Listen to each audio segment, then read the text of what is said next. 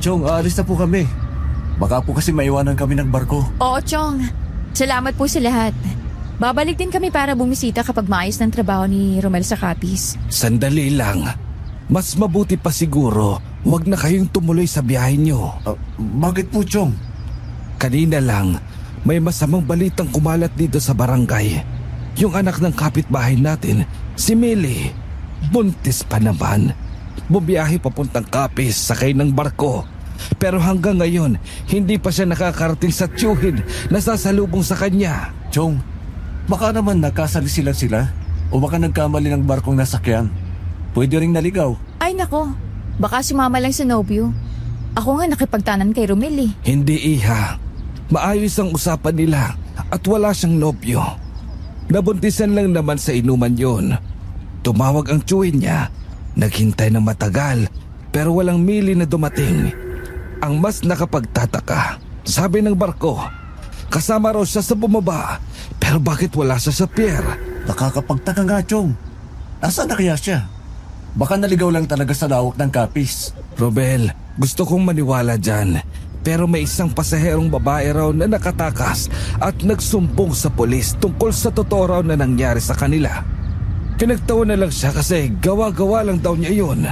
Pero ang sabi niya, may nakasakay daw ng mga aswang sa barkong yun. Aswang? Chong, kahit ako hindi maniniwala doon. Walang aswang. Puro kwentong bayan lang yun eh. Totoo ang aswang, iha. Mismong lola ni Romel ang nagkwento sa akin noon tungkol sa karanasan niya. At isa pa, hindi ba ninyo alam? Capiz ang tinatawag na aswang capital ng Pilipinas. Marami raw aswang ang naninirahan sa lugar na yon. Hindi malayong may katotohanan ang sinabi ng babaeng yon. Kaya mas mabuti sigurong wag na kayong tumuloy pa kasi delikado. Naiintindihan ko po ang pag-aalala niyo, Chong. Pero malaking oportunidad dito para sa amin. Kailangan kong pumunta sa Capiz para sa trabaho. O siya, ganito na lang, Chong. Para sa ikapapanatag ng loob nyo, iiwasan namin yung barkong sinasabi nyo. Ano bang pangalan nun? Hindi ko alam ang pangalan. Pero sabi, gabi raw ito dumadaong at tumatanggap ng pasahero. Isang luma at halos kalawangin ng barko. Maaga naman po ang biyahe namin. Kaya wala kayong dapat ikabahala. Kailangan na po talaga namin umalis, Chong. Kung gano'n ay wala na akong magagawa. Pero ito, dalhin mo ang kwintas ng San Benito. Proteksyon mo yan laban sa mga masasamang elemento. Salamat po, Chong. Tara na, Romel. Baka mahuli pa tayo. Chong, aalis na po talaga kami. Basta wag po kayong mag-alala. Magiging maayos po ang biyahe namin. Sige, pero tandaan ninyo ang bilin ko ha. Wag na wag kayong magpapagabi sa biyahe. Siguraduhin ninyo na marami kayong kasabay na pasahero. At higit sa lahat, wag kayong basta-basta sasakay sa barkong hindi ninyo kilala. Lalo na kung kakaunti lang ang nakasakay. Mga kaaswang, ako nga po pala si DJ Popoy. Bisitahin nyo naman kami sa Aswang Radio. And please subscribe, like, comment, share, and ring the bell button para updated kayo sa aming mga kwento. Huwag kalilimutan, Aswang Radio.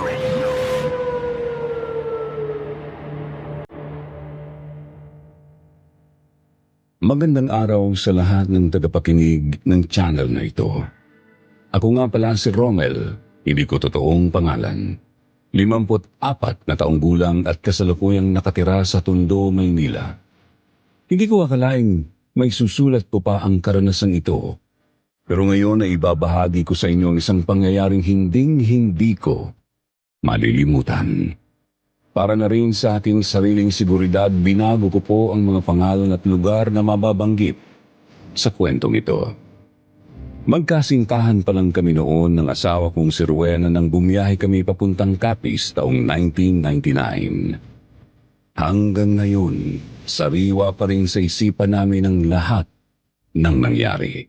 Dahil sa trahedyang iyon, nagkaroon kami ng matinding trauma sa pagbabiyahe. At sa edad kong ito, dala pa rin namin pareho ang alaala ng masamang karanasang iyon. Sa totoo lang, ayaw ko sanang ikwento ito kasi siguradong madaming magtataas ng kilay sa inyo, lalo na dahil sa ugali ng asawa ko na ipapakita sa kwentong ito. Pero habang nakikinig ako sa inyong channel, naisip kong wala naman sigurong masamang ikwento ko ito. Tutal ay nakaraan naman na ito at marami nang nagbago ngayon. Kaya hayaan niyo sanang ibahagi ko sa inyo ang aking kwento.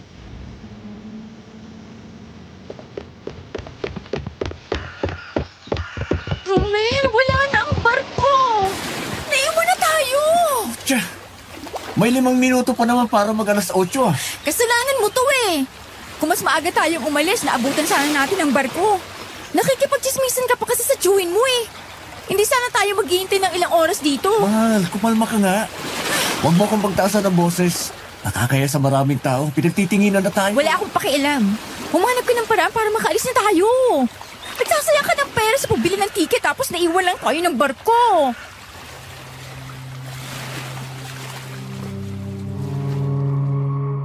Napatigil naman kami nang may lumapit na babaeng matanda na nakasuot ng pulang bestida.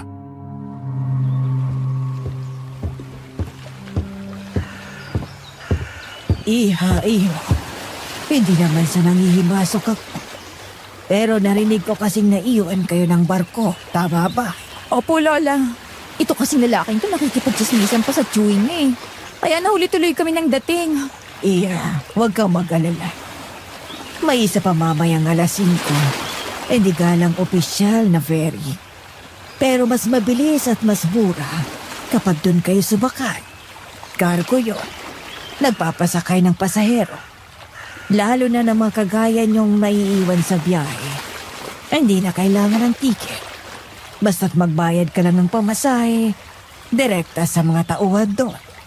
Oh, ganun po ba? Maraming salamat sa impormasyon, Lola. Walang anuman iyo. O siya, aalis na ako mga anak.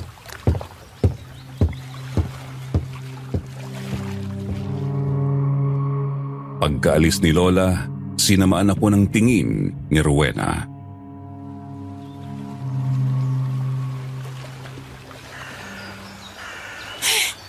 Kumalma ka nga, mahal. Eh, syempre, nag-aalala lang din si Chong sa atin. Ano pa bang magagawa ko? Eh di maghintay hanggang alas 5. Ay nako. Pero, safe kaya ang barkong yun? Baka kasi yung barkong sinasabi ni Lola ay yung barkong tinutukoy ni Chong. Hoy, Romen. Hindi ka yata nakinig sa sinabi ni Chong. Klaro namang alas 5 ang sinabi ni Lola. Gabi ang sinasabi ni Chong. Hapon pa yung alas 5, hindi gabi. Tsaka ano bang gusto mo? Abutin pa tayo ng umaga rito. Eh, syempre, naniniguro lang ako. Buntis ka pa naman. Romel, hindi naman yun isasuggest ni Lola sa atin kung hindi yun safe. Sabi pa nga niya, mas mabilis daw at mas mura. Tsaka kasalanan mo naman kaya magtiis ka. Di lang kasi maalis sa isip ko ang sinabi ni Chong eh. Ay nako, huwag mo na nga isipin yun. Pati ikaw nahahawa na sa chewin mo eh. Masyado nagpapaniwala sa mga chismis. Kumukulo lang ang dugo ko sa iyo eh. Wena, huwag mo namang idaan sa init ng ulo ang lahat. Naglili ka ba sa akin, mahal? Nakakainis ka kasi. Di marunong mag-isip. Tsaka kung talagang delikado ang barkong yon, eh di sana, sinabi na ni Lola kanina, di ba? Oo na, oo na. Mabuti pa. Kumain muna tayo habang naghihintay. Magpalamig ka muna ng ulo mo.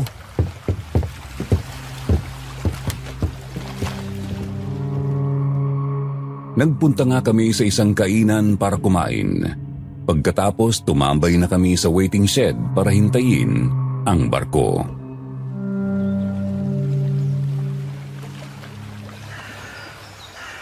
Kuya, ate, huwag po kayong sasakay dyan. Delikado po ang barkong yan. Ha?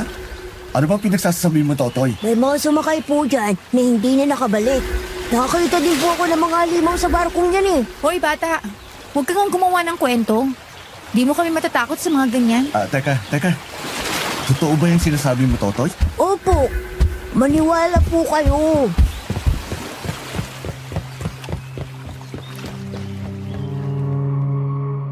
Biglang may lalaking lumapit sa amin at mabilis namang kumaripas ng takbo ang bata.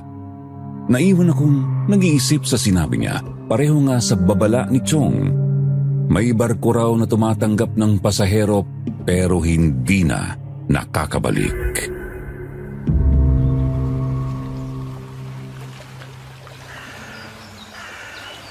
Mawalang galang na sa inyo. Pwede bang malaman kung saan ang destinasyon nyo? Papunta po kaming Capiz. Sakto. Papuntang Capiz ang barko na yan. Kaya sumakay na kayo. Dali nyo. Ilang minuto na lang aalis ng barko. Pero Rowena, paano kung totoo ang sinabi ng bata? Di kaya yan ang barkong sinakyan ng nawawalang buntis doon sa atin? Ay nako, ang uto-uto mo talaga. Bata lang yon, gumagawa lang ng kwento. Tara na, sumakay na tayo. Pero Rowena, Ano ba, Romel? Pati pa naman bata, paniniwalaan mo? Sumakay ka na bago pa ako tuluyang ma-high blood sa'yo.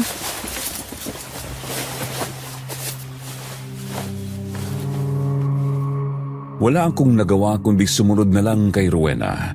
Baka nga kasi tama siya. Gawa-gawa lang ng bata ang kwentong yon. Tsaka gabi naman daw dumadaong ang barkong tinutukoy ni Chong. Kaya baka nga nagkakamali lang ako. Pinili kong huwag na lang maniwala at sumakay na rin kami sa barko.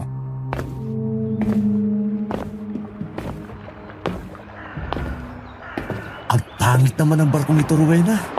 Para ka nasa lumang bodega, hindi sa loob ng barko. Tapos kakaunti pang pasahero. Aarti pa ba tayo? Tiisin na lang natin. Kesa naman mag-abang na naman tayo ng susunod na biyahe sa pier. Gusto ko na makarating sa Capiz. Kinakabang kasi ako eh. Tingnan mo, pati ibang tao rito. Parang lahat nakatingin sa atin. Huwag mo na lang pansinin. Ang talim kasi ng titig nila sa tiyan mo, Rowena. Sabi nga yaan mo na eh.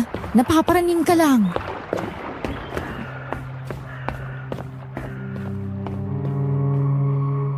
Sa bawat hakbang namin, ramdam ko ang bigat ng mga matang nakasunod. May ilang pang pasahero nakatalukbong ang ulo at parang ayaw magpakita ng mukha.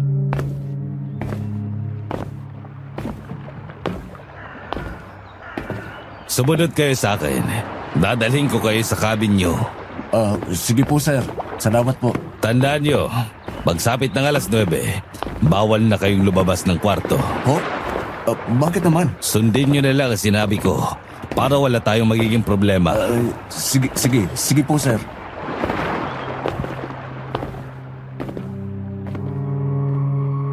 Nagkatinginan kami ni Rowena. Hindi ko alam kung matutuwa ako na may kwarto kaming tutulugan o mas kakabahan sa malamig na tono ng lalaki. Mas lalo akong nagtataka sa kakaibang pakiramdam ko tungkol sa barko. Nang buksan niya ang pintuan, nakita namin ang madilim na kwarto na ang liwanag ay galing lang sa labas. May 2 double deck na kama, sapat para sa 4 na tao.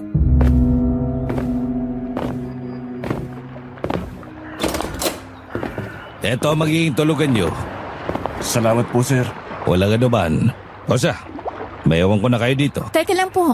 Ilang oras po bang biyahe papuntang Capiz? Kinabukasan na kapon. Nasa Capiz na tayo.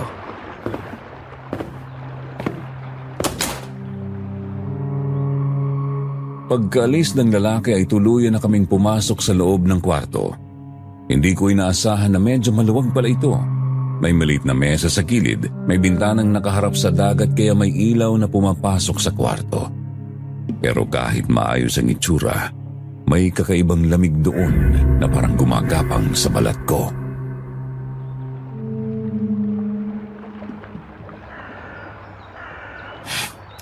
Sana hindi totoo ang sinabi ng bata. Sana hindi ito ang barkong tinutukoy ni Choice ko. Romel, tigilan mo nga yan. Puro pananakot lang ang alam mo. Kung gusto mong matakot, ikaw na lang. Huwag mo akong idamay. Hindi naman sa ganun. Pero bakit ba kailangan tayong pagbawalag lumabas mamayang alas 9? Hindi ba nakakapagtaka, Rowena? Malamang, gabi na eh. Lalabas ka pa. Alam mo, nakakapikon ka na eh. Wala ka nang ibang ginawa kundi mag-isip ng kung ano-ano. Kung gusto mo, lumabas ka mag-isa. Ay nako, lagi ka na lang naiinis sa akin. Sinasabi ko lang naman kung anong napapansin ko. Masama ba yun? Masama talaga. Alam mo namang buntis ako tapos tinatakot mo pa ako sa mga ganyang iniisip mo. Kalalaki mong tao, napakaduwag mo.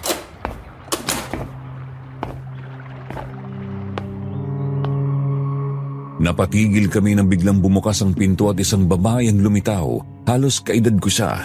Maputla ang mukha at malamlam ang mga mata. Para bang ilang araw na siyang hindi natutulog. Nakasuot siya ng leather jacket at 7 colors na pantalon. Lalaking lalaki ang porma niya, pero mahaba ang buhok.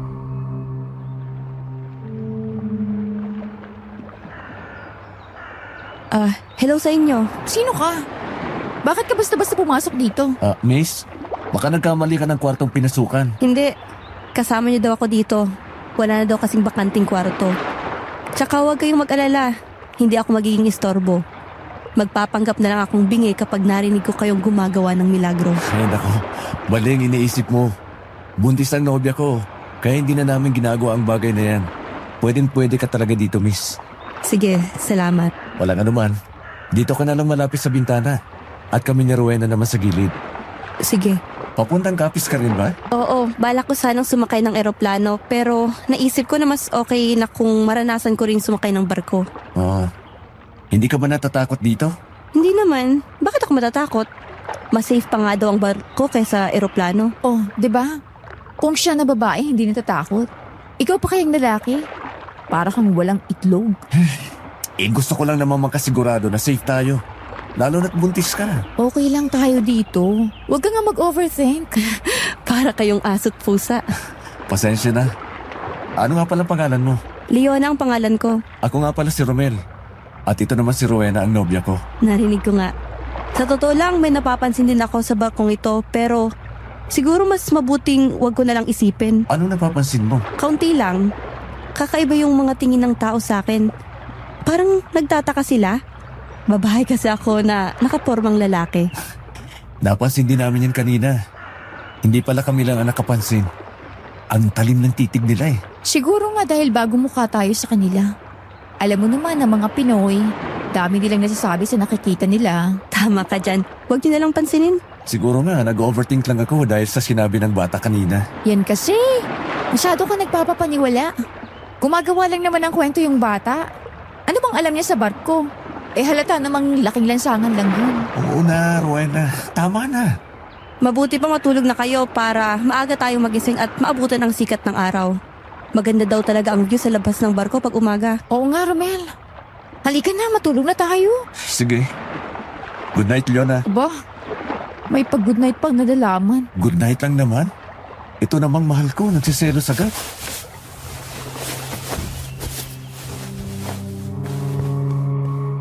Humiga na nga ako sa tabi ni Rowena para makapagpahinga. Bandang hating gabi, nagising na lamang kami nang makarinig ng isang malakas na kalabog at iyak ng babae.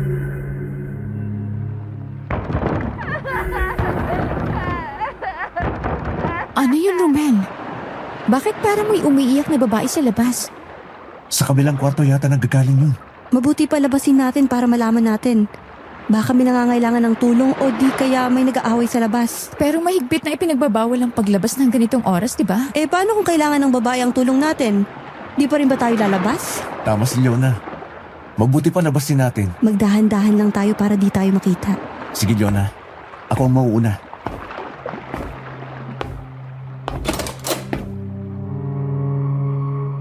Dahan-dahan kaming lumabas sa kwarto. Nanlaki naman pareho ang mga mata namin sa aming nakita. Ang lalaki na naghatid sa amin kanina ay biglang nagbago ang anyo. Agad kaming nagtago sa likod ng mga container. May lumabas na pakpak sa likuran niya, matutulis na kuko sa kamay. Pagkatapos ay kumulubot at nangitim ang kanyang katawan. Anong nilalang niya, Romel? Diyos ko! Huwag kang mainero. Aso yan! Ibig sabihin, totoo ang sinabi ng bata kanina. May aswang sa barkong ito. May nabiktima na sila. Yung babaeng umiiyak siguro kanina na narinig natin. Kailangan na natin bumalik sa loob. Sabi ko na nga ba? Tama ang kutob ko. Dahan-dahan kaming bumalik sa kwarto. Maingat naming sinara ang pinto kahit natakot na takot kami noon. Halos hingalin kami sa kaba at tigil na paghinga namin. Nakita kong nanginginig si Rowena sa takot kaya niyakap ko siya agad. Si Leona naman ay nakasilip ng kaunti sa maliit na bintana. May parating! Humiga kayo! Bilis! Sige, Diyos ko, Romel! huwag kang gumalaw. Ipinikit ko ang mga mata ko. Nagkunwaring natutulog. Narinig ko ang pamilyar na boses ng lalaki. Bukas ng umaga, mag-stop over tayo sa Iloilo.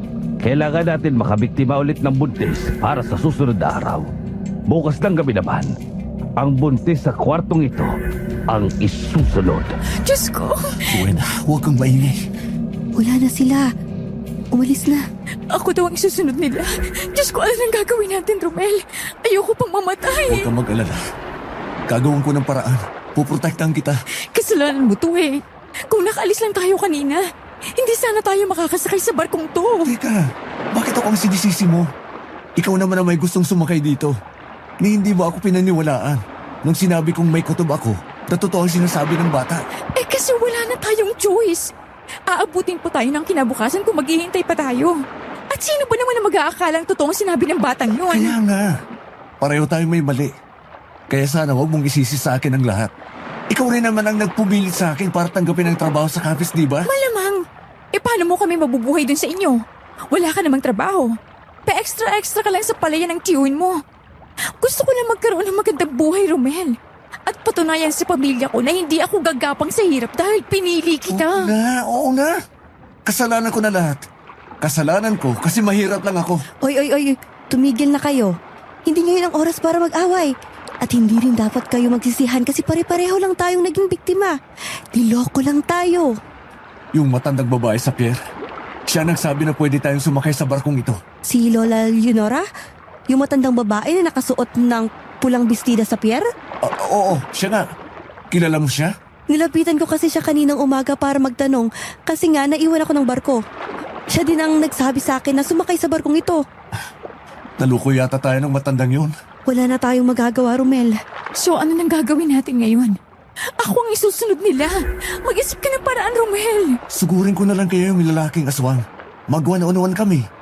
Itakas mo na lang si Rowena Leona. Tumakas kayo. Hayaan niyong ako ang harapin ng lalaking yun. Romel, paano kami tatakas sa gitna ng dagat? Mas mapapahamak tayo sa gagawin mo. Hindi lang siya nag-iisa. Maraming nakasakay na aswang sa barkong ito. Aswang sila, tao lang tayo at wala tayong panlaban. So anong gagawin natin? Hindi nila pwedeng saktan si Rowena. Magkakamatayin muna kami. May naisip ako. Kailangan nating magkunwaring walang alam sa ngayon at bukas tayo tatakas. Narinig niyo na rin naman, di ba? Hihinto ang barko sa Iloilo. Kaya ito ang pagkakataon natin. Paano tayo tatakas, Leona? Basta, gagawa tayo ng paraan. Huwag kayong mawawalan ng pag-asa. Makakatakas din tayo dito.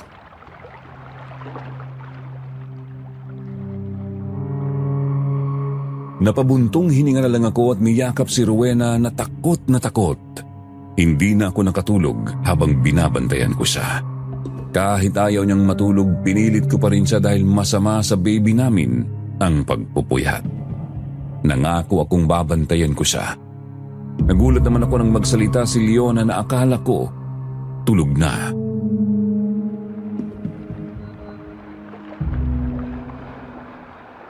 Romel, bakit di ka pa natutulog? Paano ko makakatulog nito? Nasa panganib ang buhay natin ngayon. Lalo na ang aking asawa at ang aking anak. Romel, matulog ka na. Kailangan mo ng lakas para bukas. Huwag kang mag-alala. Wala naman silang gagawin kay Rowena sa ngayon. Basta kailangan na natin makatakas dito. Bukas, pag nakarating na ang barko sa Iloilo. Hintayin ko na lang ang umaga. Matulog ka na lang dyan, Leona. Halata kasi sa mga mata mong puyat ka eh. 1 buwan din kasi akong nagpuyat kakabantay kay nanay sa ospital. Ha? Nasa ospital ang nanay mo? Oo. May sakit kasi si nanay na hindi matukoy ng doktor. May nagsabi sa akin na baka nakulam siya. Kaya kailangan kong pumunta sa Capiz para hanapin ang veterinaryang albularyo na si Suzima. Naniniwala kasi akong siya lang makakapagpagaling kay nanay.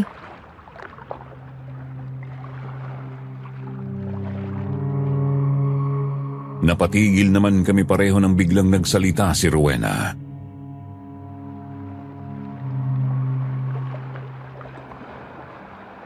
Hindi. Hindi. Huwag niyo ako saktahin. Rowena?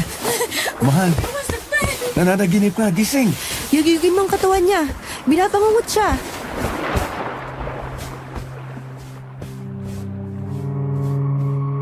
Niyugyug ko ang katawan ni Rowena para magising at umiiyak siyang yakap-yakap ako.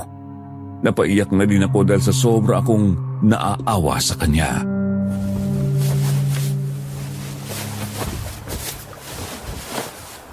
Panaginip lang yun, mahal ko.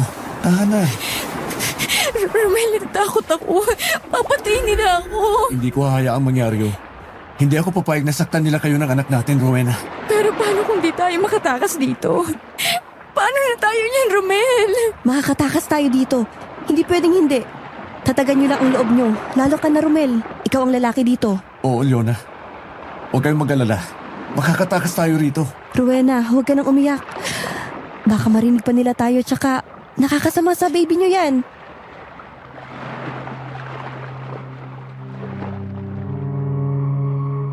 Kinaumagahan, nagising kami at agad na bumangon.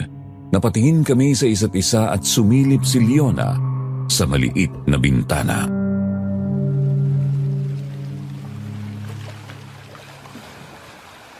Romel, Rowena, wala sila sa labas kaya tara na. Lumabas na tayo. Sigurado ka, Leona? Oo, ngayon ang tamang oras para tumakas. Pero, saan tayo dadaan? Teka, dun sa gilid ng barko. Sa likod ng mga container para hindi nila tayo mapansin. Sige, tara na. Dahan-dahan lang kayo sa paglakad. Dapat hindi nila tayo makita o marinig. Roman, bitbitin mo nga tong maleta. Iwan nyo na yung maleta nyo. Sagabalan yan sa pagtakas natin. Mahihirapan kayong dalhin yan. Aba, hindi pwede. Marami akong gamit sa loob niyan. Ay nako, kayong bahala. Basta dahan-dahan lang sa paglakad. Paano naman tayo makakalabas ng barko? Tingnan mo. May nakabantay, Leona. Teka, may nakita akong maliit na bangka na din sa guwan. Ayun o. Medyo malayo. Paano naman tayo makakasakay dyan? Romel, marunong ka bang lumangoy? Oo naman. Kung ganun, di ikaw na ang maunang bumaba. Lumangoy ka papunta sa bangka, tsaka ka magsagwan palapit sa barko. Tama kaya yung naisip mo, Leona? Baka makita pa ako at mahuli tayo. Romel, wala na akong naiisip na ibang paraan. Hindi tayo pwedeng dumaan sa harapan kasi may mga bantay. Siguradong mahuhuli talaga tayo. Sige, pero kailangan natin makahanap ng paraan para makababa. Kailangan natin ng lubid. Ayun, kunin mo na ang lubid, Romel.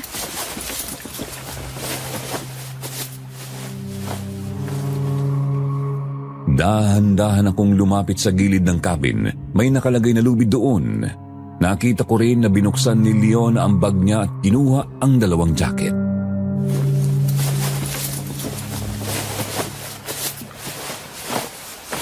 Romel, itali mo itong jacket sa lubid para hindi masakit kapag magpapadulas tayo pababa. Sige. Teka lang, Leona. Teka, sigurado ba kayo rito? Nakakatakot bumaba. Rowena, kung hindi tayo bababa dito, ikaw na ang susunod nilang kakainin mamayang gabi. Kaya makikooperate ka na lang, please. Okay. Diyos ko, kinakabahan na talaga ako. Ako ang mauuna. Hintayin niyo ako dito kapag nadala ko na palapit ang bangka. Diyos ko, sana kayanin natin. Kakayanin natin ito, mahal ko. Magtiwala ka lang, okay? Para sa baby natin. Magpakatatag ka. Oo na, sige na. Bilisan mo na, Romel. Baka maabutan pa tayo. Romel, dahan-dahan lang sa pagtapon ng lupid. Baka tumalsik ang tubig at makagawa pa tayo ng ingay.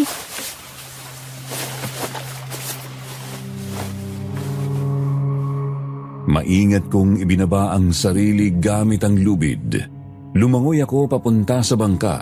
Saka dahan-dahang ginamit ang kahoy na sagwan para mapalapit ang bangka sa gilid ng barko.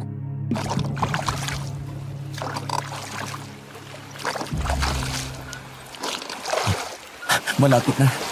Hawakan niyo lang ang lubid. Sige, ikaw nang susunod, Rowena. Ako nang mahuli. Teka.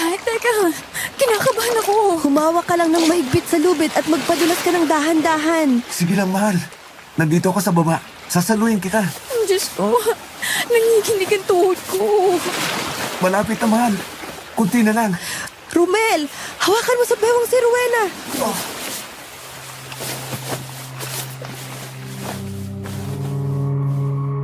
Hinawakan ko ang bewang ni Rowena para maalalayan siya hanggang sa nakababa na siya.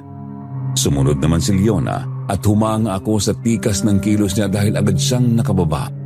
Nagulat ako nang kumuha pa siya ng itim na damit sa bag niya at inilagay sa tiyan ni Rowena.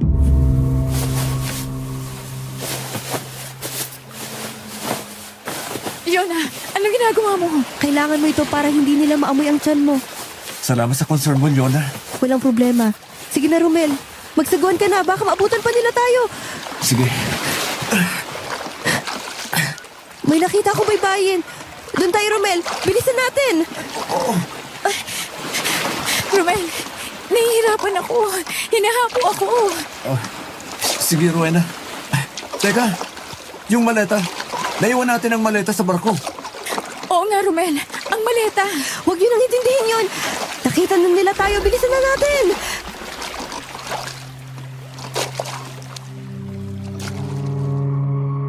Napatingin ako sa pantalan at nakita ang dalawang lalaki na nakatitig sa amin.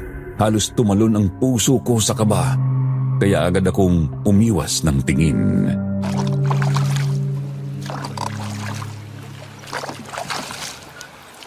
Nakatingin sila sa atin. Yan na nga bang sinasabi ko eh. Dali, bilisan na lang natin. Pero sabi ni Chong Isko, sa gabi lang aktibo ang mga swang. Hindi sila nakakalipad ng umaga. Kaya malabong mahabol pa nila tayo. Hindi lang alam ko. Tsaka malawang paanda rin pa nila ang barko para habulin lang tayo. Lalo na tumatanggap na ulit sila ng pasahero. Bilisan na lang natin ang pagsagwan. Malapit na tayo sa baybayin.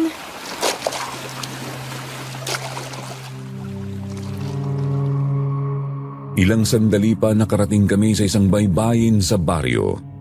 Hindi ko alam kung saang baryo kami napadpad pero ang mahalaga sa akin ay ligtas kami pare-pareho sa oras na yun.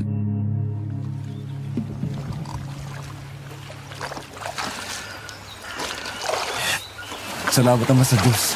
Ligtas na tayo. Nakalayo na tayo sa mga aswang na yun. Pero nasan tayo? Anong lugar to? Nasa Iloilo na tayo. Hindi ako sigurado kung anong pangalan ng lugar na ito pero sa tingin ko ay isa tong maliit na baryo. Mabuti pa. Pumasok tayo sa eskinitan yun. Daan yata yan palabas ng kalsada. Sige, magtanong-tanong lang tayo dito sa pwede nating pagtanungan. Eka lang. Sumasakit ang tiyan ko. Ha? Mahal? Okay ka lang ba? Kailangan nating makahanap ng upuan. Alalayan mo si Rowena, Romel. Romel, ang baby natin. Rowena? Ay, ang sakit. Romel, may dugo sa hita niya. Rowena, ang baby natin. Romel, buhatin mo siya. Oo. Kailangan nating humingi ng tulong. Ngayon din.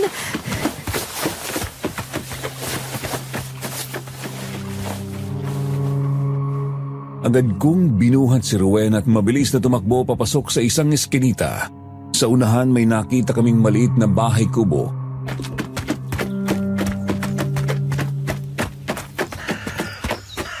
Tulungan niyo po kami. Dinudugo po ang kaibigan kong buntis. Ay, Diyos ko. Halika kayo, pasok. Bilisan nyo. Iligtas niyo po ang baby ko. Iligtas niya siya. Manang. Manang, kailangan po namin madala si Rowena sa ospital. Ihiga nyo muna siya dito sa upuang kawayan iyo. Huwag kayong mag-alala. Ako nang bahala sa kanya. Isa akong kumadrona. Alam ko ang gagawin sa ganitong sitwasyon. Sandali lang. Kukuha lang ako ng basang tuwalya.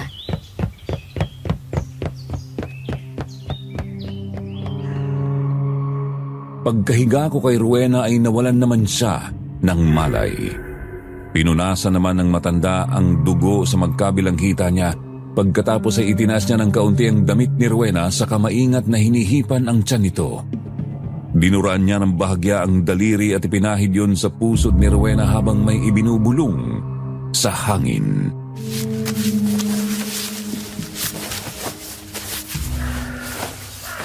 Mana, bakit nyo nilagyan ng laway ang tiyan ni Rowena? Ano pong ginagawa nyo? Huwag kang mag-alala, iyo. Tinawalan ko lang siya. Maayos ng lagay niya, pati ang baby niyo. Ano pong tinawalan? Ano po yun? Isang dasal na may kasamang laway, iyo. Pamana pa sa akin ng nanay ko at galing pa sa lola kong tubong Mindanao ang karunungang yon. Hindi basta salita ito, kundi orasyon ng pagpigil ng pagduro ko. Ang laway ng gumagamot ang nagsisilbing daluya ng bisa ng tawan. Ibig sabihin, albularyo po kayo? Nakakapagpagaling kayo ng iba't ibang sakit? Hindi anak, ang kaya ko lang ay mga ganito. Buntis na dinudugo o taong sugatan dahil sa kagat ng hayop. Ang tawal ko ay para lang sa pagpapatigil ng pagdurog ko. Nagpapanak din ako ng buntis noon. Buti na lang po talaga nakita namin agad ang bahay ninyo. Utang na loob po namin sa inyo ang buhay ng anak namin. Maraming salamat po, Manang. Ano nga pala ang pangalan nyo? Mirna, iyo. Ang pangalan ko ay Mirna. Manang Mirna. Ako nga po pala si Romel. At ito po ang nobya kong si Rowena. Ito naman po si Leona, kaibigan namin. Ganun pa. Eh bakit kayo napadpa dito? At may dala pa kayong malalaking bag. Saan ba kayo galing? Malayo pa kabahayan mula rito. At bago sa akin ang mga mukha ninyo. Ganito po kasi yun. Sige lang, sabihin mo na iyo. BBI po sana kami kahapon ng umaga papuntang Capiz. Kaso naiwan po kami ng barko na dapat sasakyan namin eh. May nagsabi naman po na may isa pang biyaheng bandang alas 5 ng hapon. Kaya nagdesisyon kami sumakay doon. Hindi po namin nakalain ang barkong yun. May mga aswang. Ano ka mo, mga aswang? Opo. Alam ko pong mahirap paniwalaan. Pero totoo po ang sinasabi ko. Nakita mismo ng mga mata namin. Buti nga po at nakatakas pa kami mula roon eh. Diyos ko. Mga aswang nga pala talaga. Matagal ko nang naririnig ang mga kwento tungkol sa kanila. Pero hindi ko akalain na may makakadaupang palad akong aktwal na mga biktima nila mismo. Ibig niyo pong sabihin? Naniniwala rin kayo, Manang? Oo naman iyo. Hindi lang kwento-kwento ang mga yon. Totoo ang mga aswang. Pero hindi ko akalain na pati sasakyang pandaga gagamitin nila para mambiktima. Laganap talaga ang mga aswang, lalo na sa Capiz noon, bago pa dito sa lugar namin. Hindi ko rin po talaga akalain na totoo ang mga aswang. Narinig ko lang po yun sa mga kwento ng tiyuhin ko eh. Ang mabuti pa ipaghahanda ko muna kayo ng makakain. Halata sa inyo na gutom at pagod na pagod kayo. Tsaka na natin ituloy ang usapan. Sige po, Manang. Salamat po.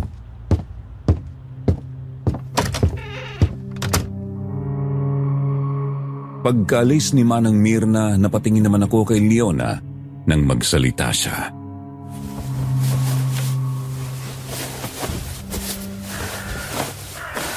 Romel, tingnan mo si Rowena. Parang nananaginip siya.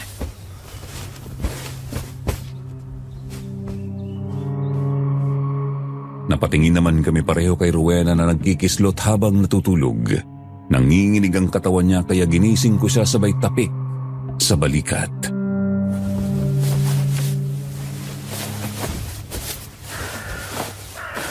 Rowena? Mahal? Hindi. Ang anak ko. Huwag ang anak ko. Rowena? Huwag ang anak ko. Gising, Mahal. Binabangungot ka. Yugyugin mo ang katawan niya.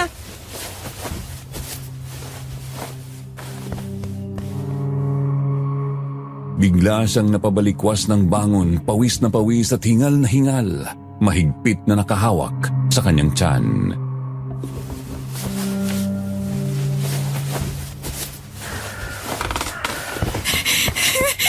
Romel, ang anak natin. Ligtas na tayo, Rowena. Huwag ka na mag-alala. Ligtas ang anak natin. Nandito tayo kay Manang Mirna. Siya ang nagligtas sa anak natin.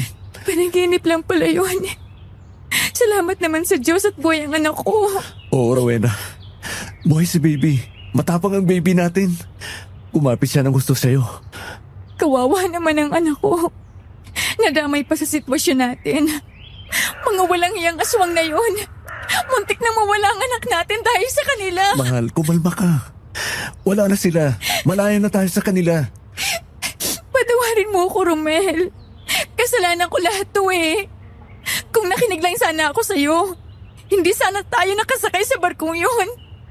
Dahil sa katigasan ng ulo ko, muntik pa mawala ang anak natin. Na mahal. Nangyari na. Wala na tayong magagawa. Huwag mo akuin mag-isa. May kasalanan din naman ako. Dahil kung hindi tayo nahuli, sana nakasakay tayo sa regular ferry. Huwag mong sisihin ang sarili mo. Tama si Romel, Rowena. At naniniwala ako na lahat ng nangyayari may dahilan. Naloko tayong lahat ng mga aswang na yon. Ang isipin natin ngayon, buhay pa tayong lahat at makakarating na tayo sa dapat nating puntahan. Salamat, Lona. Kung hindi dahil sa tapang at diskarte mo, hindi tayo makakalabas ng barkong yun. Tsaka, kung hindi ka humingi ng tulong kanina, siguro na wala na talaga sa amin si Baby. Malaki ang utang na loob namin sa'yo. Ano ka ba? Wala yun.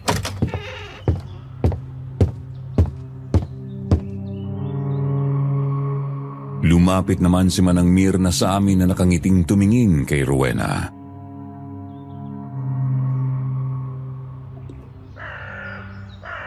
Oh, mabuti naman at gising ka na, Iha. Kumusta nang pakiramdam mo? Okay naman po, Manang. Maraming salamat po sa pagligtas niyo sa baby ko. Tatanungin ko pong utang na loob to sa inyo. Walang anuman, Iha. Masaya ako nakatulong sa inyo. O siya, halina kayo't kumain na. Ininid ko na ang luto kong adobong kangkong kagabi at sinamahan ko na din ng kape. para mainitan ang tiyan nyo. Sige po, Manang.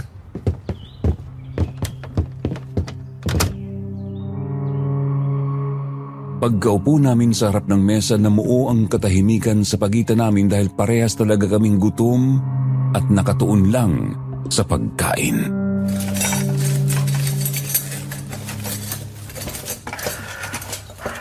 Halatang gutom na gutom kayo. Sige pa, kumain lang kayo dyan. Nakakaya naman po. Pasensya na po kayo, Manang, ha? Ano ba kayo? Huwag na kayong mahiya at humingi ng pasensya. Kumain pa kayo. Lalo ka na, Rowena, para bumalik ang lakas mo. Opo, Manang. Ang sarap naman po ng luto nyo. Salamat naman at nagustuhan ninyo. Siya nga pala, Manang. Itatanong ko po sana kung saan ang daan. Palabas ang kalsada at sakayan para po makapunta sa terminal ng bus papuntang Capiz. Ay nako, kailangan nyo pang maglakad ng 2 kilometro para makarating sa kalsada. Doon kayo makakasakay ng tricycle papuntang terminal. Malayo pa po talaga kami. May 3 oras ang biyahe ng bus galing Iloilo papuntang Capiz, Romel. Kung ganun, hindi na po kami dapat magtagal dito. Kasi baka abutin po kami ng gabi. Pwede naman kayong magpalipas ng gabi dito kung gusto ninyo. Naku, Manang, wag na po. Akakaya na po sa inyo. Tsaka kailangan na po talaga namin makarating ng Capiz. Baka po kasi makahanap ng kapalit ang magiging amo ko. Yun pa naman po ang sadya ko eh. Ang magandang trabaho para sa pamilya ko. Kung gano'n, hindi na kita mapipigilan dyan, iyo. Pero magpahinga muna kayo saglit. Bago kayo umalis. Medyo may kalayuan pa naman kasing kalsada mula rito. Opo, Manang. Sige po.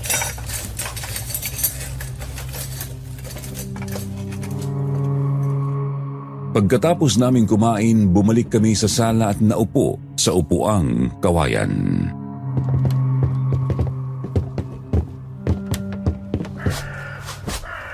Mabuti pa, matulog ka ulit kahit saglit lang. Para magkapagpahinga ang katawan mo. Malayo pang lalakarin natin mamaya palabas ng kalsada. Sa tingin mo makakatulog pa ako ulit nito, Romel? Kailangan na nating umalis. Hindi tayo pwedeng maabutan ng gabi sa lugar na to. Pero hindi ka pa okay, Rowena. Dinugo ka kanina. Romel, sapat na sa akin na nakatulog ako kanina. Okay na ako. Hindi ako mapakali hanggat di tayo nakakarating sa Capiz ng ligtas. Ayokong mangyari ulit sa atin ang nangyari sa barko. Kung hindi pa tayo aalis dito, gagabihin tayo. Kahit sabihin mo na wala nang mga aswang na yon, delikado pa rin kasi wala tayong kakilala rito. Tama si Rowena, Romel. Kailangan na nating umalis. Hindi rin natin sigurado kung safe ang lugar na to, lalo na sa gabi. Oo. Sige. Aalis na tayo.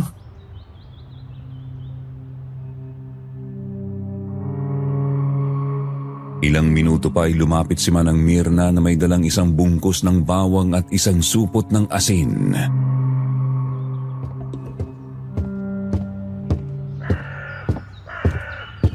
Dalhin nyo ito. Panlaban ito sa mga aswang kung sakali lang na may makasalubong kayo sa daan. Mas mabuti ng sigurado at may protection kayong dala. Salamat po, Manang Mirna. Salamat po talaga sa lahat. Wala yun, anak. Ang mahalaga ay ligtas kayo. Siya nga po pala, Manang. May kutsilyo po ba kayong maliit dyan o kahit balisong? Ha? Anong gagawin mo sa balisong, Rowena? Panlaban kung sakaling may aswang sa daan. Gusto kong makasigurado na ligtas kami ng anak ko. Tama ka, Rowena. Teka lang, kukuha ko sa kusina. May 2 balisong naman ako doon. Sige po.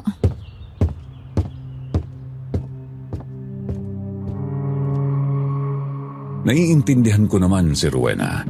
Naiintindihan ko ang takot niya. Muntik na nga kasing nawala sa amin ang anak namin.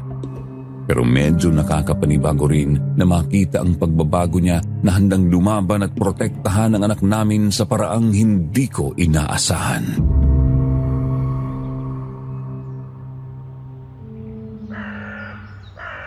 Ang bait talaga ni Manang, no? Oo, pero simula ngayon huwag na tayong basta-basta magtitiwala sa mga tao, ha? Hindi natin alam kung sino ang pwede nating pagkatiwalaan. Wala naman ako nakikitang kaduda-duda kay Manang. Hindi siyang ibig kong sabihin. Siyempre, maglalakad pa tayo sa daan kaya dapat lang na mag-ingat tayo sa mga taong nakakasalamuhan natin. Alam ko, Leona. Kaya nga hinahanda ko ng sarili ko sa lahat ng pwedeng mangyari. Hindi ko hahayaang masaktan ng kahit sino ang anak namin. Hindi ko kakayanin mawala ang baby ko sa akin. Hindi ko rin hayaan na mangyari yun, mahal. Poprotektahan ko kayo ng baby natin. Heto na nga palang balisong iha. Tigisa na kayo mag-asawa para naman magawa niyong protektahan ng anak ninyo kung sakali. Salamat po, Manang Mirna. O siya, tutuloy na po kami. Sige, maglakad lang kayo palabas sa eskinita na yan. Tapos pumara kayo ng tricycle. Magpatil kayo sa terminal. Alam naman nilang terminal papuntang Capiz para dun kayo ibaba. Opo, Manang. Aalis na ho kami. Baka po kasi gabihin kami sa daan. O sige, mag-iingat kayo ha.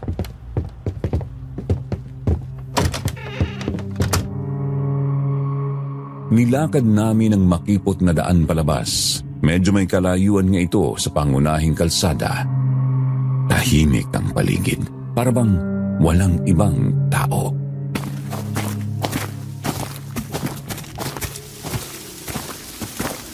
Bakit kayo walang kahit isang tao dito? Hindi ako komportable sa katahimikan na to, Romel. Para bang may nakamasid sa atin. Lakasan na lang natin ang loob natin at bilisan na natin sa paglalakad.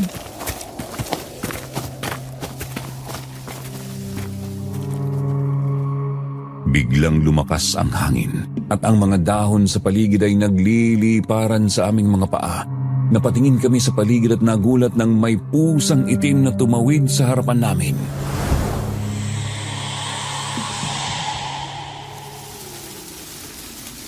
Romel, baka hindi ordinaryong pusa yon. Mahal, pusa lang yun. Huwag kang mag-alala.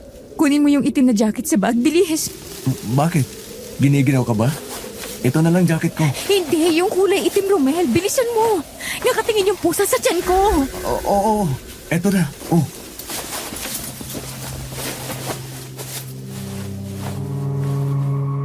Kinuha ni Rowena ang jacket at maingat na ipinantakip yun sa kanyang tiyan. Marahan pa niyang hinaplos ang tiyan niya kaya parang nakaramdam ako noon ng kung ano sa dibdib ko. Sa kabila ng kabang nararamdaman namin dahil sa kakaibang katahimikan sa paligid, nakaramdam ako ng tuwa. Hindi ko akalaing makikita ko ng ganun ang asawa ko.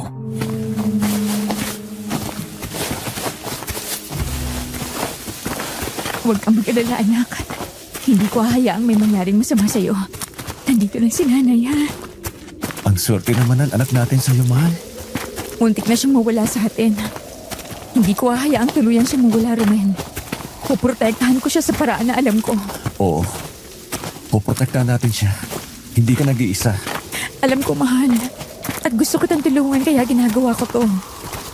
Nakikita ko ng kalsada.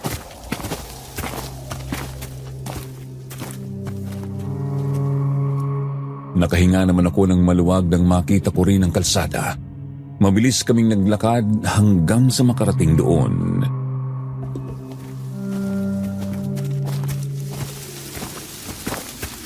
Sa wakas, nandito na tayo. Hinihingal ako. Ang layo ng nilakad natin. Pero ang importante, makakasakay na tayo papunta sa terminal. Oo nga, Rowena. Kailangan na nating makahanap ng tricycle. Pero parang walang dumadaang tricycle dito, Romel. Maghintay lang tayo ng saglit, Leona.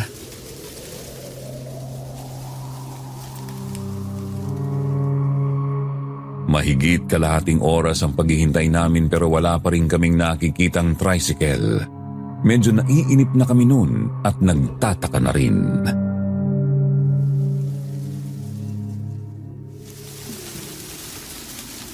Romel, bakit kaya walang dumadaan na tricycle? Meron yan. Maghintay na lang tayo dito. Kailangan lang ng pasensya. Nakakapagtaka lang kung bakit konti ang dumaraan dito. Tapos walang kabahayan. Puro damuhan lang nakikita ko tsaka bakanting lote. Siguro malayo talagang lugar na ito sa bayan. Hindi tayo pwedeng gabihin dito. Teka, ayun! May tricycle na papunta rito. Oo nga.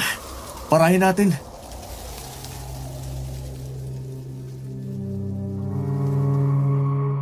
Pagkapara namin ay huminto naman ang tricycle sa harapan namin.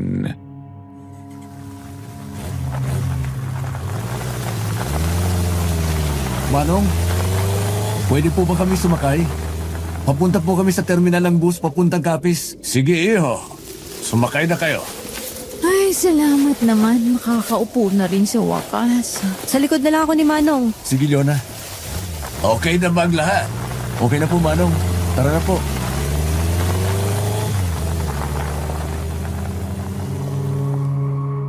Agad na pinaandar ng driver ang tricycle at napansin ko na mabagal ang takbo niya. Siguro dahil 3 kaming sakay niya, kaya nabibigatan ang tricycle niya sa amin. Hindi ko na lang pinag-isipan ng masama dahil na rin sa pagod.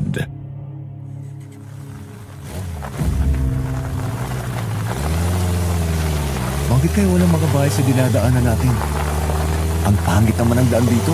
Puro damuhan lang. Romel, maging alerto tayo. Baka may mga aswang sa paligid natin. Wala, Rowena. Mabuti pa. Umidlip ka muna. Gigisingin na lang kita kapag dumating na tayo. Hindi, Romel. Babantayan kong baby natin. Rowena, mas lalo makaka-apekto sa bata kung wala kang pahinga. Umidlip ka muna. Ako na ang bahala sa baby natin. Nasa loob naman tayo ng tricycle eh. Sige, Romel. Pasensya ka na.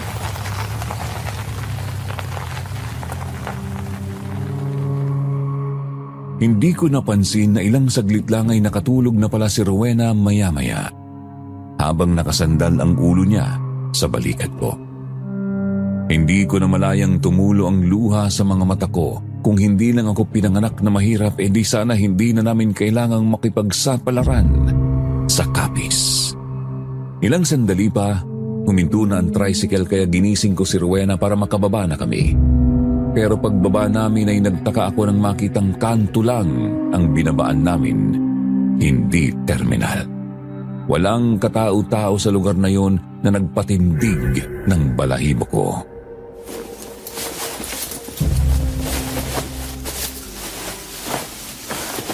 Manong, nagkamali po yata kayo. Sa terminal ng bus po kami papunta. Iho, dito ang sakayan ng bus. Mas madali at mura. Kung sa terminal pa kasi kayo pupunta, wala nang schedule doon. Umaga pa bumibiyaya ang bus papuntang Capiz. Hintayin nyo na lang dito ang bus mamayang 4:00 ng hapon. Teka lang, narinig ko na to eh. Oo nga. Pinagluloko niyo ba kami, Manong? Baka katulad ka rin ng matanda sa Pierre. Iha, ano ba pinagsasabi mo? Wala akong alam sa sinasabi mo ha. Nagsasabi lang naman ako ng totoo. Ngayon, kung ayaw niyong maniwala, pagpatid na lang kayo sa ibang tricycle. Kailangan ko nang umuwi. Teka! Manong! Manong! Nakalayo na siya, Rowena. Diyan naman oh. Baka naloko na naman tayo. Kung talagang naloko na naman ulit tayo, sigurado may mga aswang sa bus na sinasabi niya. Teka, baka napapraning lang kayo dahil sa nangyari. Huwag kayong magpanik agad. Ewan ko ba, Leona? Ganito kasi yung naramdaman ko nun sa barko. Iba ang kutob ko eh. Kung ganun, huwag tayong sasakay sa bus na sinasabi niya. Ayoko ding maulit ang nangyari. Dapat lang na magdoble ingat tayo ngayon. Kung hindi tayo sasakay sa bus na sinasabi niya, ano nang gagawin natin? Hindi naman tayo pwede magpalipas ng gabi dito. Mas delikado. Maglakad tayo papunta sa unahan. Baka may mga kabahayan doon na pwede nating mapagtanungan kung saan tayo pwedeng sumakay ng tricycle. Tara na, palubog ng araw. Sige, Romel. Tara na, Leona.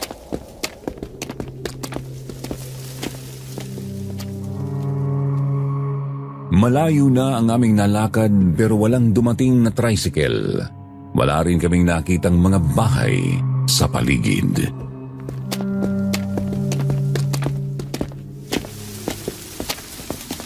Romel, kanina pa tayo naglalakad. Wala pa rin dumadaang tricycle. Tsaka wala man lang kabahayan dito, mga tao na pwedeng pagtanungan. Oo nga, mahal. Panay kotse lang dumadaan. Pero hindi naman mapara dahil ang bibilis ng takbo. Hindi naman tayo pwede makisakay sa mga kotse. Malabong huminto ang isa sa mga yan para sa atin. Tsaka mas delikado na baka kung saan pa tayo dalhin. Oo nga. Tsaka, baka aswang din ang mga yon. Tapos iligaw lang tayo. Kakainin nila kami ng anak ko. Mga tuso pa naman ng mga aswang na yon.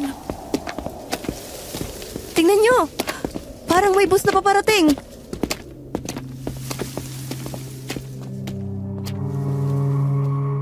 Napatingin kami sa ilaw ng bus na papalapit sa amin.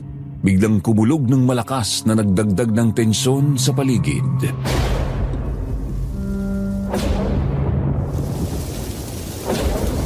Romel, uulan na yata. Wala na tayong choice. Mas mabuti pang sumakay na tayo sa bus kaysa maabutan ng ulan dito. Sige, may bawang atasin naman tayo kung sakaling may aswang sa loob ng bus na yan. maging alerto na lang tayo ha.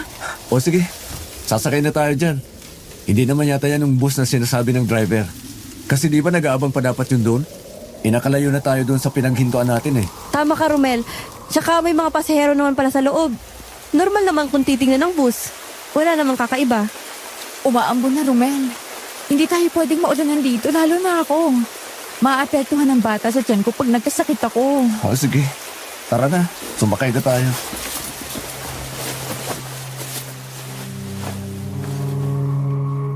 Wala na nga kaming nagawa kundi ang sumakay sa nakita naming bus. Pag-akyat namin doon, ramdam ko agad ang kakaibang katahimikan. May ilang pasahero pa sa dulo na kayukulang na parang tulog o ayaw makipag-usap. Umupo kami nila Leon at Rowena sa bandang gitna. Tahimik lang ako pero hindi mapakali. Ramdam ko kasi na may mali. Hindi ko maipaliwanag pero parang may nakatingin sa amin kahit wala naman. Habang umaandar ang bus, isa-isang bumababa ang mga pasahero sa mga baryo. Napakunot naman ang noo ko.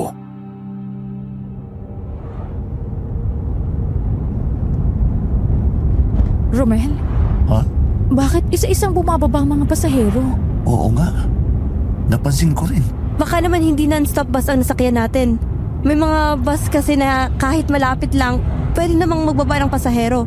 O baka galing Capiz pa ang iba, pauwi lang. Kaya huwag kayong kabahan. Siguro nga. Ay nako. Kung ano-ano naisip ko. Hindi ko alam kung tama ba na sumakay tayo sa bus na to. Wala naman kasi tayong choice eh. Maging alerto na lang tayo sa paligid natin.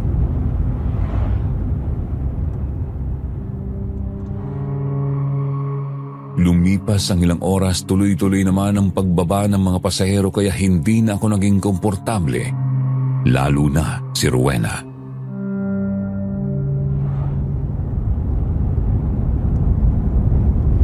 Romel, tayo na lang yatang natira rito. Hindi ako komportable. Nakakadudo na. Imposible naman na walang bababa sa terminal ng Capiz. Oo nga, mahal. Yan din ang naisip ko. Teka, mali na yata ito. Kailangan na nating ihanda ang sarili natin kung ano man ang posibleng mangyari. Teka, bakit parang bumabagal ang takbo ng bus? Oo nga. Parang hihinto yata tayo eh. Wala na namang ibang pasahero, di ba?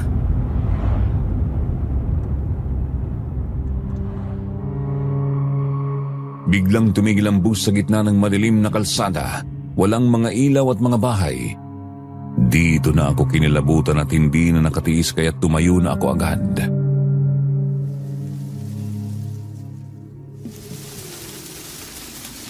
Kuya, bakit huminto tayo? Magpapahinga lang tayo. Napasinghap kaming tatlo nang marinig namin ang pamilyar na boses na yon ng isang lalaki. Agad na nagtindigan ang mga balahibo namin ng mga sandaling yon. Hindi kami pwedeng magkamali. Nahapit ko kaagad noon ang bewang ni Rowena. Teka, bakit pamilyar ang boses?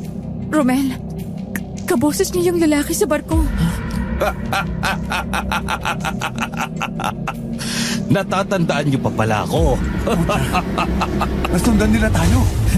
Magaling kasi itong anak ko sa larong habulan. Tsaka, wala pang nakakatakas sa amin. Minalas kasi kayo eh. Hindi kami nakakuha ng ibang buntis. Sayang naman kasi yung buntis na kasama nyo. Kung hayaan lang naming makatakas, lalo na at alam nyo na kung ano ang operasyon namin. Hindi niyo talaga kami titigilan. Bakit ka naman namin titigilan? Buntes! Huwag kayong lumapit sa amin. Hindi niyo masasaktan ang anak ko. Magkakamatayan muna tayo. Mamamatay ka talaga! Rowena! Romel! Kailangan na nating lumaban! Oo, Leona. Hanggat kaya ko, lalaban ako para sa anak ko. Dito kayo sa likod ko. Ako ang papatay sa aswang na yan. Ang dami niyong saksak. Amang! Sugurin na natin sila! Agad kong binunot ang balisong sa aking cargo pants at sinugo ng lalaki. Wala itong panlaban pero isang malakas na suntok naman ang inabot ko sa kanya. At halos mabali ang braso ko sa lakas ng tama nun sa akin. Halatang hindi pangkaraniwan ang lakas ng lalaking yon pero hindi pa rin ako agad nagpatinag. Sinaksak ko siya sa balikat at agad na umagos ang itim na dugo niya mula doon. Yon Rowena! Rowena! Hanapin niyo yung exit sa likod! Bilisan niyo! Pero Romel, hindi kita iiwan dito. Bilisan niyo na!